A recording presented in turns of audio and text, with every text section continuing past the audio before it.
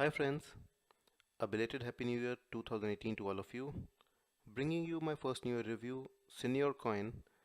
I really am not sure of the correct pronunciation. This is based on a review request and will be pretty quick and light. Starting with the basic details, it opened on December 28, 2017 and will close on 26 Jan 2018.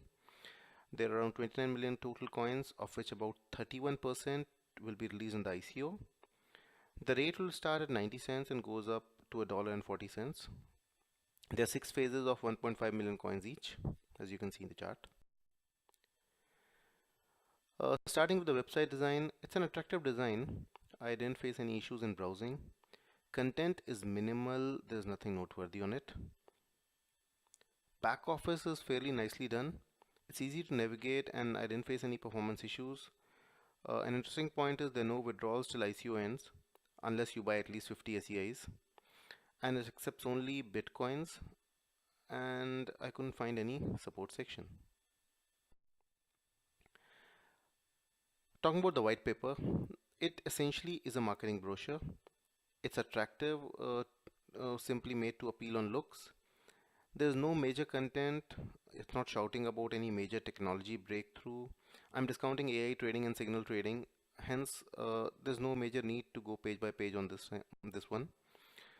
They are clearly an MLM scheme. They didn't even bother to mention the usage of the funds. I did away with the plagiarism check again. There isn't much content anyways and not worth it. Now the concept is crypto lending. Do we need to talk too much about it? Trading, lending, staking, mining, affiliate, AI trading tools, signals, the standard stuff. Business model.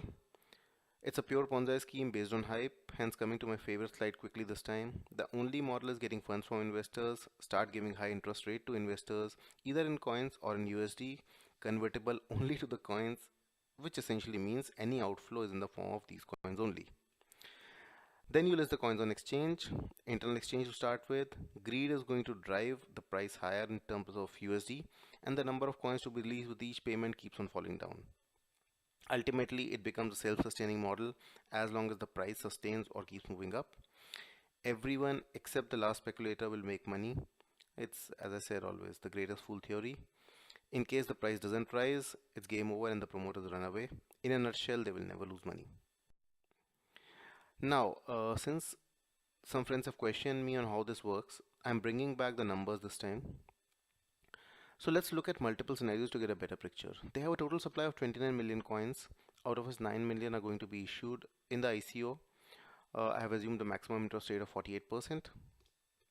Let's look at the first scenario. It's like an average scenario. They managed to list well, have an average price of 5 USD in the first quarter itself, and they keep on rising by 5 USD each quarter and stabilize at around 25 USD.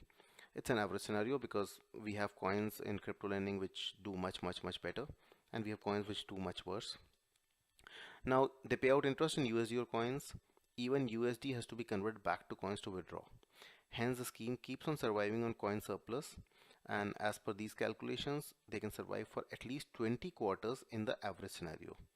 So essentially we are talking about 5 years without a hitch, and at any point of time during these years the promoters, when they feel the price is stabilized, can encash additional coins and make a good amount of money, much greater than the ICO. So and this is apart from the ICO proceeds, by the way. This is more or less an average Ponzi scenario, and you can refer to my separate review on specific ones, good ones like Dever, which is probably huge right now. This scenario happens if you manage to close your ICO quickly with a good demand and a good hype to keep the momentum on post ICO and quickly launch an internal exchange. Let's look at another scenario, a below average scenario, slightly below average scenario. I'm saying again you manage to list well at $5, but your price stabilizes around $15 within 3 quarters. So again, you take these numbers, it can run for at least 14 quarters. So we are saying 3.5 years without a hitch. Again, you have an option of running out in between that time. Now coming to bad scenario, let's say the average price is simply the issue price, or even less than issue price in some cases. So it reaches $1 in the first quarter. and second quarter it manages to reach $5, and this is where it ends. This is a bad scenario. You barely make the issue price, and essentially in 2 quarters you fold up. Now mostly this comes out as a result of low ICO hype or slow sale, or maybe the exchange listing getting delayed or internal exchange development getting delayed. Now looking at a disaster scenario, you list below price, below your issue price.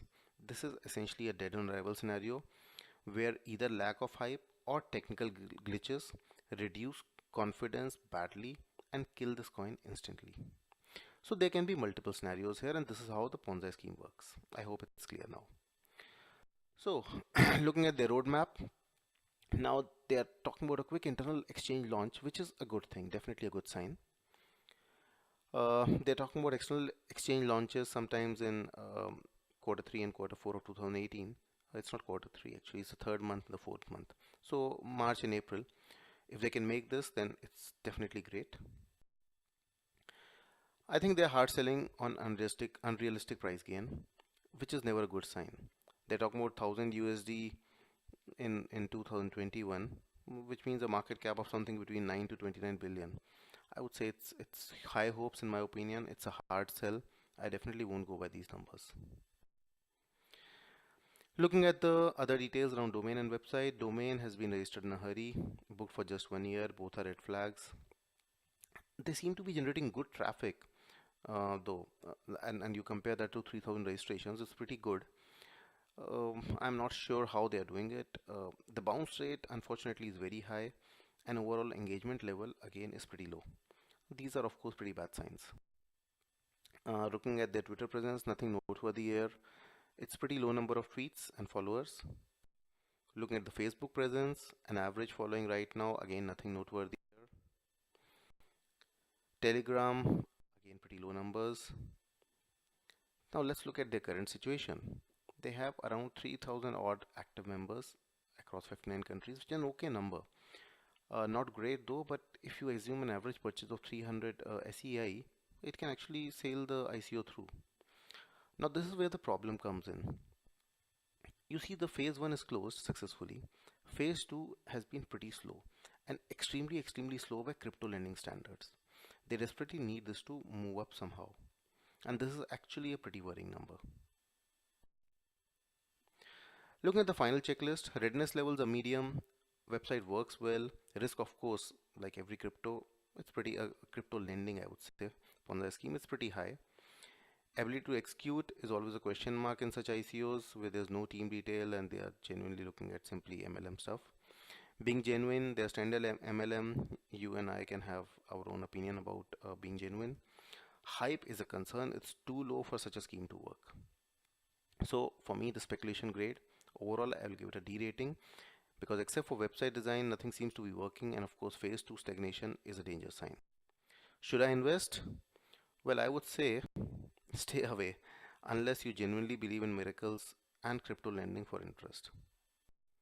Thank you for your time. If you think the review is useful, please like the video. If you plan to speculate on this despite the obvious danger signs, please use my referral from the link given in the description. Happy speculating and stay tuned for the first real crypto review of the new year coming up by the weekend. Thank you.